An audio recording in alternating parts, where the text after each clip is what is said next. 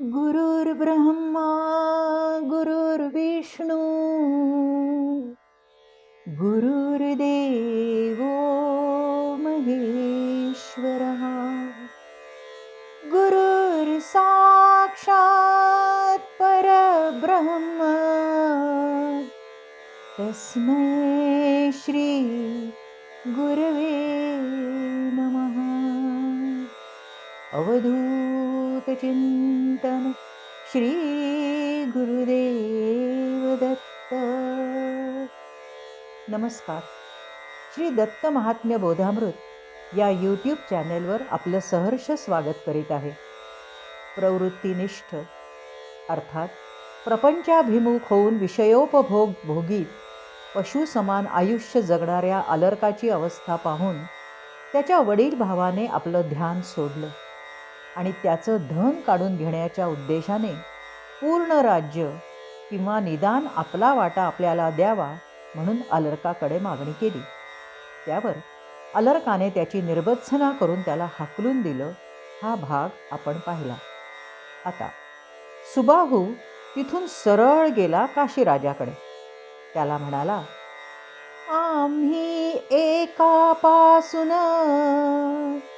चार झालो उत्पन्न, आम्हा तिघा अभेरून राहे राज्य करून एकला.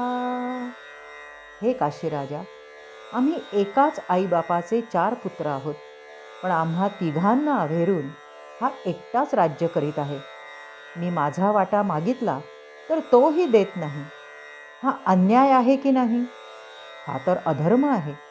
त्यामुळे त्याच्याशी युद्ध करूनच मला माझा वाटा मिळवावा लागेल. त्यासाठी तू मला सहाय्य कर. काशीराजा एकदम घाबरून म्हणाला, अहो अहो मी तुमचा मांडलिक राजा आहे. तुमचा भाऊ अलर्क हा महापराक्रमी सार्वभौम सम्राट आहे. त्याच्याशी मी कसं युद्ध करणार आणि त्याच्या पुढे माझा काय टिकावं लागणार? तेव्हा सुबाहू म्हणाला, हे काशीराजा, मी दीन होऊन तुझ्याकडे सहाय्य मागत आहे. दीनजनांना सहाय्य करावं हा तर आपला क्षत्रिय धर्म आहे. आणि दुसरं म्हणजे मी राज्यात माझा वाटा मागतो आहे, हे सुद्धा धर्माला धरूनच आहे. तेव्हा हे युद्ध धर्मयुद्ध आहे. तू जर धर्माच्या बाजूने लढलास आणि लढता लढता जरी मरण आलं तरी तुला स्वर्गप्राप्ती होईल, आणि युद्धात शत्रूवर विजय मिळवलास तरी तुला राज्य प्राप्त होईल. कारण मला राज्य प्राप्त झाल्यावर मी तुला विसरणार नाही. म्हणजे बघ, विचार कर, दोन्ही बाजूंनी तुझंच हित आहे. तेव्हा राजा, तू अगदी निर्धास्त राहा आणि तू भिवू तर अजिबात नकोस. मी योगी असे मनी आणीन जसे, सिद्धीस नेईन तसे, जय वसे बरोबर. मी सिद्धयोगी आहे. मला सगळ्या सिद्धी प्राप्त आहेत. मी मनात आणीन ते प्राप्त करू शकतो. युद्धाचं नेतृत्व मी करतो, मग तर झालं. यावर काशीराजा तयार झाला, पण म्हणाला, बंधो, मी आधी अलर्काला जाऊन भेटतो, शिष्टाई करतो, तुझा भाग मागतो, आणि तरीही त्यानं ऐकलं नाही तर मग आपण युद्ध करू. चालेल? हे राजनीतीचं बोलणं सुबाहूलाही आवडलं. ठरल्याप्रमाणे काशीराजा अलर्काला भेटला, पण अहंभावी अलर्काने युद्धाशिवाय राज्य देण्यास नाकारलं. अर्थातच युद्ध अटळ आहे हे ठरलं. सुबाहूला तसं कळवून आपली चतुरंग सेना घेऊन काशीराजाने अलर्काच्या राज्याला वेढा दिला. तसा अलर्क गर्जना करून म्हणाला, आता रणकंदन करून या दोघांनाही धडा शिकवतो, आणि आपली सेना घेऊन त्यांच्यावर चालून गेला. पण अचाट सामर्थ्य योग्याचे, स्वल्प सैन्य काशीराजाचे, परी पाहता अलर्काचे, मन खचे सर्वथा. आता सुबाहूच्या योगाचं सामर्थ्य पहा. काशीराजाचं सैन्य अलर्काच्या सैन्यापुढे अगदीच थोडं होतं. पण अलर्काला वाटलं सैन्याचा सागरच आपल्यावर लोटला आहे आणि तिथंच त्याचं मन खचलं. हे एवढं सैन्य आपल्याला आवरणं कठीण आहे. अरे रे, आपण अविचाराने वागलो आहोत आणि आता जर याला शरण गेलो तर आपली सगळी पद प्रतिष्ठा धुळीला मिळेल. सगळे उपहासानं हसतील. आता माघार घेण्यात काहीच अर्थ नाही. असा मनाचा निश्चय करून त्यानं आपलं सैन्य शत्रूवर लोटलं आणि दारुण रणसंग्राम सुरू झाला. आणि सुबाहूनं मागे वळून काशीराजाच्या सैन्यावर आपली दिव्य दृष्टी फिरवली. आणि काय आश्चर्य! त्या सैन्यात आत्मविश्वास आणि धैर्याचा संचार झाला. शत्रूची जराही पर्वा न करता ते त्यांच्यावर तुटून पडले. त्यांच्या त्या पराक्रमापुढे अलर्काची सेना हतबल झाली आणि बहुसंख्य सेना मृत्युमुखी पडली. सुबाहूच्या सगळे सैन्याने सगळे किल्ले फोडले, किल्ल्यांच्या भोवतालचे खंदक भरून पुढे गेले, तटबंदी तोडून टाकली, दरवाजे मोडून टाकले, राजवाडे उद्ध्वस्त केले, रक्षकांना झोडपून काढले आणि तिथलं सगळं सैन्य पळवून लावलं. अलर्काचे अनेक सरदार साम दाम दंडभेदानं आपल्या बाजूला वळवले गेले. योगाचे सामर्थ्य अचाट फोडविले किल्ले कोट, घाली कोशांची लूट, पाडुनी फूट सुबाहू. काय ते योगाचं सामर्थ्य! या अल्प तुटपुंजा सैन्यानं किल्ले कोट उद्ध्वस्त करून अलर्काच्या सगळ्या धन धान्यादी कोशांची लूट केली. अलर्काचं मन भयग्रस्त झालं. असं विपरीत कसं घडलं? बलाढ्य राजाकडून पराभव आला तर त्याचं एवढं वैषम्य वाटलं नसतं. पण ह्या मांडलिक राजाच्या दुबळ्या सैन्याकडून हार पत्करावी लागतीये. त्याच्या मर्मावर घाव पडला. आपल्या पदरचा हा काशी राजा आपल्या शत्रूचा मित्र व्हावा आणि आपले हे अत्यंत विश्वासू सरदार त्यांनी आपल्या आवडत्या राजाचा विश्वासघात करावा.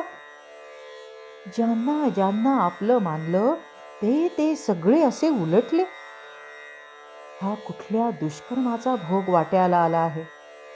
अहो, प्रख्यात मातब्बर माणसाला त्याची अपकीर्ती ही मृत्यूपेक्षाही भयंकर वाटते. साधक भक्त हो, इथं 30वा अध्याय पूर्ण होतो. आता पुढे तर विश्वासघात, पराभव, मानहानी या सगळ्या शल्यानं अलर्काचं हृदय विदीर्ण झालं. त्यानं विचार केला, तोंड लपवण्यासाठी आता वनात जावं. सर्वज्ञ सुबाहूने त्याचं मानस जाणून सगळ्यांना आज्ञा केली. अलर्क निघून जात असताना त्याला कुणीही अडवू नये. सुबाहूचं काम झालं होतं. त्याने अलर्कासाठी वनाकडे जाण्याचे सगळे मार्ग खुले करविले. रात्र झाली. उद्विग्न, खिन्न, अपमानित असा अलर्क घोड्यावर स्वार झाला आणि रात्रीच्या अंधारात वनात पळून गेला. तिथं त्याला एक आश्रम दिसला. तिथेच आश्रय घेऊन बसला.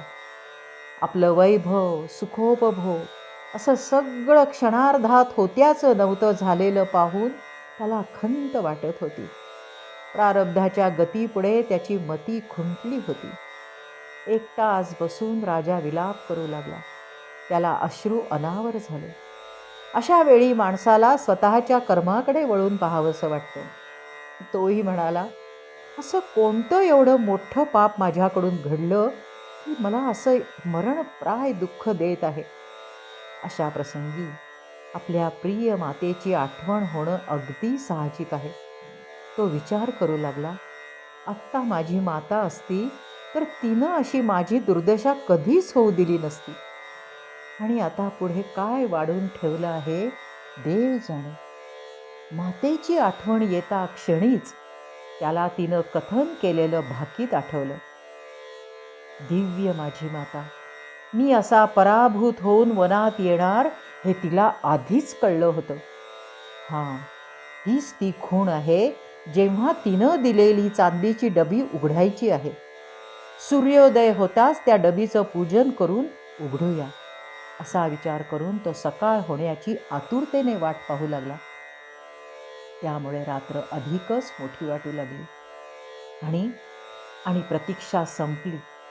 थोडं झुंजूमुंजू होऊ लागताच तो घाईनं उठला, स्नान केलं, पेटीचं पूजन केलं आणि पेटी उघडली. त्यात अलर्काला पुढील वाटचालीची दिशा दाखवणारे 2 श्लोक होते. त्याज्य हा सर्वात्मना संग सचेत्यक्तुं न शक्यते, सद्भिः सहस कर्तव्यः संतो दुस्संग भेषजम. भौतिक क्षणभंगूर वस्तूंची आसक्ती केव्हाही वाईटच, तसंच आपल्या भोवतालच्या प्रिय व्यक्तींची संगतही सर्वतोपरी त्याज्यच आहे. साधक हो, हा उपदेश आज अलर्काला किती प्रकर्षानं पटला असेल ते सहज लक्षात येतं. सिंहासनावर विराजमान विषयोपभोगात रमलेल्या राजाला हा पटला असता? त्याच्या राण्या, पुत्र, सरदार, प्रजा ज्यांच्या सुखासाठी तो धडपडला, त्यांच्या संगतीत, त्यांच्या सहवासात अनमोल आयुष्य दवडलं, त्यापैकी आत्ता त्याच्याजवळ कोण होतं? पण तीच त्याने संतांची संगत केली असती तर? बदालसा सांगते आहे, मुला, आसक्त राहणं, कोणाच्या न कोणाच्या संगतीत राहणं हा मनाचा स्वभाव आहे. त्यामुळे असंग राहणं हे जर तुला शक्य नसेल तर तू साधू संतांच्या संगतीत राहा, सत्संगात राहा. अलर्का, सत्संग हाच दुष्ट संगतीपासून सुटण्याचा रामबाण उपाय आहे. अरे, त्यांच्यामुळेच भवभयाचा नाश होईल. काम हा सर्वात्मना हेयो हातुं चेच्छक्यतेन सह मुमुक्षां प्रति कर्तव्यः सैव कामार्ती भेषजम. अर्थात वासना किंवा विषयाची कामना केव्हाही त्याज्यच आहे, पण ती सुद्धा सोडणं जर शक्य नसेल तर कामना मोक्षाची करावी, मुक्तीची इच्छा धरावी. अर्थात आपल्या सगळ्या इच्छा, वासना, कामना मोक्षाकडे वळवाव्यात. मोक्षाची तीव्र इच्छा म्हणजे मुमुक्षत्व. अर्थात अलर्का, मुमुक्षत्वाची देणगी प्राप्त झाली की तीच तुझ्या बाह्यवासनारूपी व्याधींवर औषध ठरणार आहे. मुमुक्षत्व निर्माण झालं की मग परमधाम अनायासे प्राप्त झालंच म्हणून समज. किती थोड्या शब्दात केवढा मोठा उपदेश आहे पहा. बंडखोर मनाला दाबायला गेला तर ते दुप्पट जोरानं उसळी मारून वर येतं. अशा मनाला मारण्यापेक्षा त्याला हवं तिकडं सावकाश वळवावं, यालाच मुरड घालणं म्हणतात. एकदा त्याला सत्संगतीची, विरक्तीची, मुक्तीची गोडी लागली की जसं ते आत्तापर्यंत आत बघत नव्हतं, बहिर्निष्ठ होतं, त्याच्याऐवजी आता ते अंतर्निष्ठ होऊन राहील. अलर्कावर मुळातच मातेचे सुसंस्कार होते. मनोभूमी सुविचार रुजण्यासाठी अत्यंत सुपीक होती. त्यामुळे उपदेशाचं बीज मनात तात्काळ रुजलं आणि तो थोडा शांत झाला. आता मनातल्या विचारांना दुसरी दिशा मिळाली होती. मातेच्या उपदेशाप्रमाणे ज्यांची सत्संगती करावी असा महान संत कुठे भेटेल? लगेच तो आश्रमात आला. तिथे ऋषींना वंदन करून त्यांच्याकडे चौकशी केली. तेव्हा ते ऋषी म्हणाले, म्हणे दक्षिणेसी सह्यगिरी श्री दत्त राहती त्यावरी, तू त्यांचे दर्शन करी कृपा तुझवरी करतील. अर्थात तू दक्षिणेकडे जा, तिथे सह्याद्री पर्वतावर श्री दत्त राहतात. तू त्यांना भेट, ते तुझ्यावर कृपा करतील. पुढे त्यांनी नीट पत्ता आणि श्री दत्तात्रेयांची ओळखही सांगितली. मुनिवर म्हणाले, श्री दत्त तुझं दुःख नक्कीच निवारण करतील. सह्याद्रीवर मातापूर हे प्रसिद्ध क्षेत्र आहे. तिथे अत्यंत सुंदर असा रेणुकाश्रम आहे. आश्रमाच्या समोर गिरीशिखर आहे. तिथे अत्री अनसुयेचा पुत्र श्री दत्तात्रेय राहतात. तो योग्यांचे दैवत आहे. सगळे संत त्यांना वंदन करतात. त्यांचं दर्शन करतात. संसारातील त्रिविध तापांचा नाश होतो, भवभय नाहीसं होतं आणि मुमुक्षूच्या मनातला संसारच नष्ट होतो आणि तो भवसागर तरून जातो. ऋषींचं हे वचन ऐकताच अलर्काचं मन भावभक्तीनं भरून आलं. त्यांच्या केवळ स्मरणाने अलर्काची अवस्था भावविभोर झाली होती. त्वरित घोड्यावर स्वार होऊन अत्यंत ओढीने अलर्क सह्याद्रीच्या दिशेने रवाना झाला. मदालसेच्या सिद्ध वचनांनी अलर्काचे डोळे खाडकन उघडले होते. तिच्या उपदेशाप्रमाणे सद्गुरू माऊलींच्या भेटीची इच्छा त्या मार्गानं 2 पावलं चालल्यानंही त्याच्या विचारात फेर पडत चालला होता. आपण राज्य, सत्ता, धन या सगळ्यांचा आसक्तीने उपभोग घेण्यातच आयुष्याची इतिकर्तव्यता मानली. प्रत्यक्षात ते सगळं त्याज्य होतं. स्त्री, पुत्र, मित्र यांच्या संगतीत अनेक सुख प्राप्त करण्यातच धन्यता मानली. देहासक्त होऊन देहासाठीच सुख प्राप्त करीत राहिलो. संत समागम कधी केला नाही.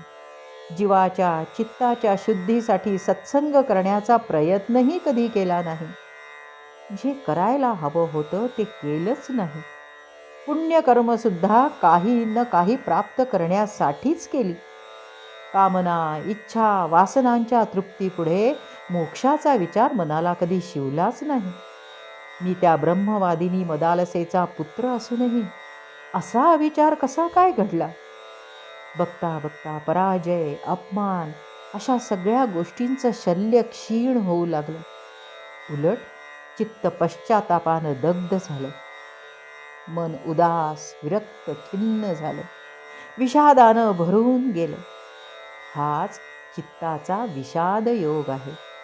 जेव्हा मनावर उपदेशाचे बोल क्षणात ठसतात, खोलवर रुजतात, अशा अवस्थेत त्याला समोर दत्ताश्रम दिसला. अलर्का आश्रमात आला. तिथल्या शक्ती तरंगांनी भारावलेल्या वातावरणात योगीराज श्री दत्तात्रेयांची मूर्ती स्मितहास्य करीत बसलेली पाहताच त्याच्या मनात भक्तीने अष्टसात्विक भावांची गर्दी उसळली. धावत जाऊन त्या माऊलींच्या चरणावर त्यानं मस्तक टेकलं आणि इतक्या वेळ कोंडलेला अश्रूंचा बांध फुटला. आपल्या अश्रूंनी त्या चरणांना प्रक्षालन करीत हिमफुटी आवरत तो म्हणाला, म्हणे जी भक्तवत्सला अपार दुःख झाले मला, अनुग्रह होता आपुला मी कुशला पावेन. हे भक्तवत्सला, मला अपार दुःख झालेलं आहे. आपल्या चरणांशिवाय आता मला तरणोपाय नाही. मी अनन्य भावाने आपल्याला शरण आलो आहे. आपला अनुग्रह झाला तरच हे दुःख दूर होईल. माझ्यावर कृपा करा प्रभो. प्रभूंनी मनात विचार केला, हा मदालसेचा पुत्र रत्न आहे.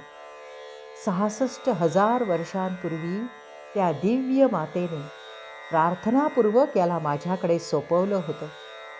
तो आत्ता मला शरण आला आहे. त्याच्यासाठी फार प्रयत्न काही करावे लागणार नाहीत. त्यांनी त्याच्याकडे पाहिलं आणि स्मितहास्य केलं. त्यांच्या मुखातून एकच दिव्य प्रश्न बाहेर पडला, दुःखाचे स्थान सांग,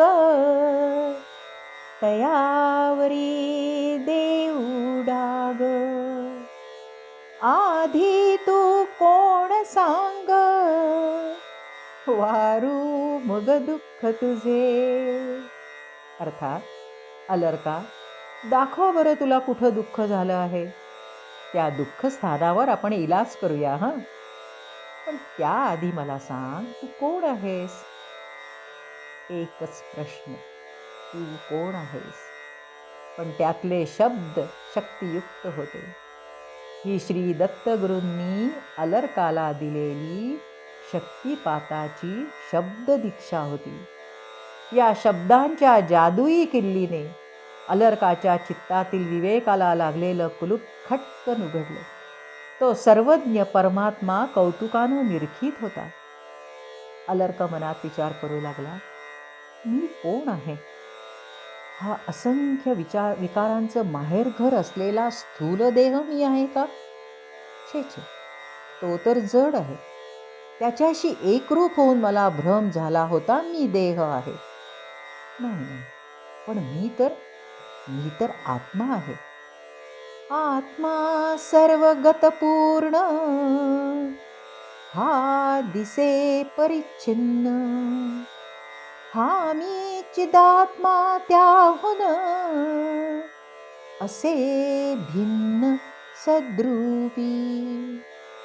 मी आत्मा अमर्याद सर्वत्र व्यापून आहे. या मर्यादित देहापेक्षा मी भिन्न आहे. मी चैतन्य स्वरूप आहे. मग मी इंद्रियांना चालवणारा प्राण आहे का? नाही, कसा असेल? मी तर प्राणेंद्रियांनी केलेली कर्म साक्षीभावात जाणणारा द्रष्टा आहे. क्षणाक्षणाला प्रचंड वेगाने कुठेही धावणारं चंचल मन सुद्धा मी असणं शक्य नाही. कारण मी तर स्थिर अचल असून सर्व ब्रह्मांडाला व्यापून आहे. मग जी जागृतावस्थेत असताना जड देहाला व्यापते आणि निद्रावस्थेत लय पावते, ती बुद्धी मी आहे का? की मी त्रिगुणी अशुद्ध अहंकार आहे? नाही नाही नाही. ह्या ज्यांना मी म्हणत होतो तो मी तर नाहीच. हे तर सगळे जड प्रकृतीचे भाग आहेत. ते सगळे विज्ञानरूप भौतिक आहेत. त्या सगळ्यांना उत्पत्ती, स्थिती, लय, जन्म, मृत्यू, वाढ, क्षय आहे. मी हे कोणीच नाही, यात काहीच शंका नको. कारण मी या सगळ्यांपेक्षा भिन्न आहे. मी निर्गुणी शुद्ध बुद्ध आहे. सत्यस्वरूप अमर आणि अज आहे. त्यामुळे मी कुठलाही देह नाही, हा माझा पक्का निर्धार झाला आहे. आता मला जे दुःख झालं त्याचं स्थान समजलं की माझं भय दूर होईल. स्थूल देहाला दुःख झालं का? नखापासून केसांपर्यंत सर्वत्र धुंडाळलं तरी तिथे कुठेही दुःखाचा लवलेश दिसत नाही. मग प्राणाला? शरीराला अन्न मिळालं नाही म्हणून भुकेने किंवा पाणी मिळालं नाही म्हणून तहानेने सुद्धा प्राण कधी दुःखी कष्टी होत नाही. इंद्रिय ती तर माझ्याच सत्तेनं वावरतात. मग मन? बरोबर. राग द्वेषाचे हे मूळ, मनस्वभावे चंचळ. सुख दुःखाचा सांभाळ, सर्व काळ करी हे. सुख दुःख राग द्वेष या सगळ्यांचं मूळ हे चंचल मनच आहे. वृत्तींचा सदा सर्व काळ सांभाळ करणारं चित्त आहे. हे सगळं अन्नमय आहे आणि विकारयुक्त होऊन सतत भ्रमण करणारं आहे. हे कधीही स्थिर होत नाही. असं चंचल मन मी नाहीच. त्यामुळे त्या मनाला झालेलं दुःख मला कसं होईल? हा विचार पूर्ण होताच अलर्काला एकदम मोकळं वाटून हसूच फुटलं. ते मनात स्फुरण पावलेले विचार तो विनम्रपणे सद्गुरू माऊलींसमोर मांडू लागला. दुर्बोध हा विचार, ज्याला धुंडिती मुनीश्वर. तुम्ही मला दिधला सत्वर, प्रश्न मात्र करूनी. अलर्क म्हणाला, स्वामी, मुनीश्वर ज्यांना शोधत फिरतात असे आपण जगद्गुरू आहात.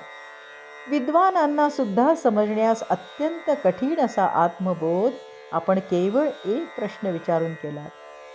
सद्गुरुनाथा, आपणच मला करविलेला बोध हा आत्मानात्म विवेक मी आपल्याला कथन करतो.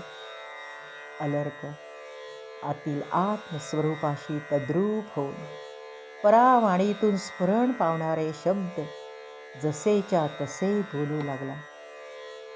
आकाश वायू तेज जळ, पृथ्वी ही भूते जड केवळ, याहुनी मी विमळ, असे निश्चळ सच्चिदात्मा. हे सद्गुरु माऊली, ही पंचमहाभूत तर जड आहे. मी या सगळ्यांपेक्षा वेगळा आहे. त्या भूतांपासूनच तयार झालेली ज्ञान कर्मेंद्रिय, अंतःकरण आणि 3 गुण या सगळ्यांपेक्षा परमतत्व वेगळं आहे. या सगळ्यांचा संघात म्हणजे मी नाही. मी तर आत्मरूप आहे. ही सतत परिवर्तनशील असणारी सृष्टी ही सगळी माया आहे.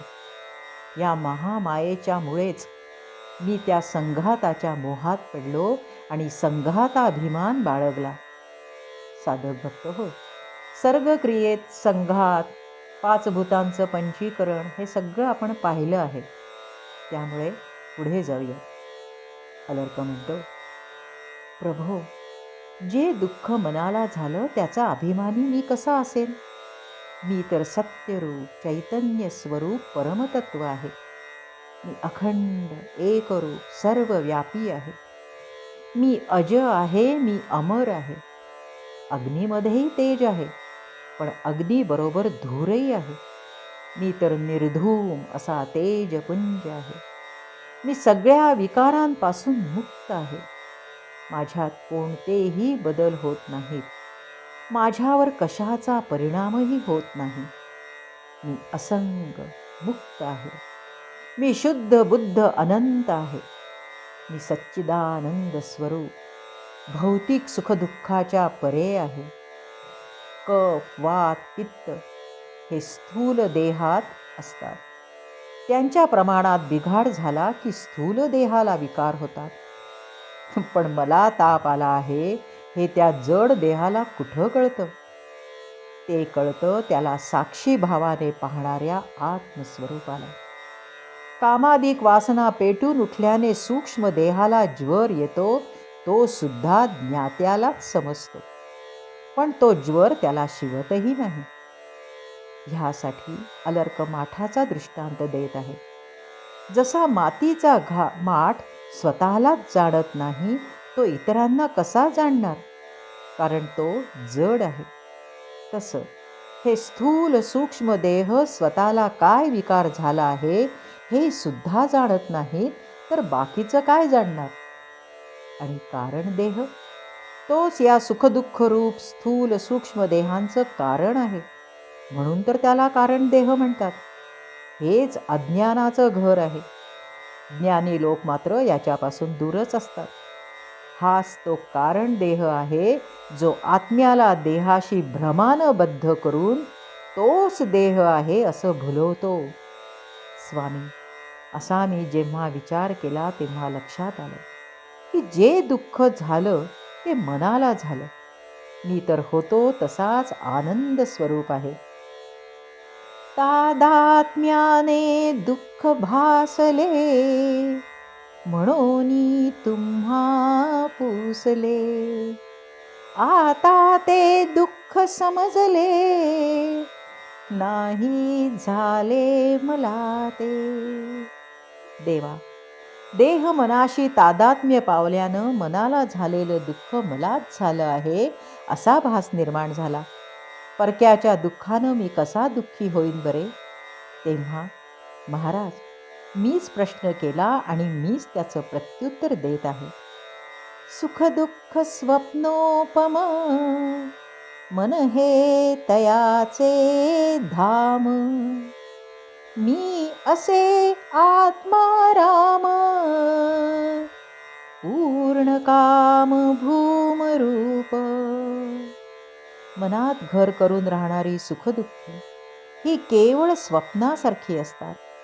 इच्छा, वासना, कामनांच्या पोटी जन्म घेतात. त्यांचं स्वरूप क्षणोक्षणी बदलतं. स्वप्नासारखे ते क्षणभंगूर असतात, पण मला तर कोणत्या इच्छा नाहीत, कामनाही नाहीत. असा मी निरीच्छ पूर्ण काम आहे. माझ्याकडे नाही असं काहीच नाही. मी तर विराट ब्रह्मस्वरूप भूमरूप आहे. साधक भक्त हो, यानंतरचा श्री दत्तात्रेय आणि अलर्क यांचा संवाद अतिशय उद्बोधक असा आहे.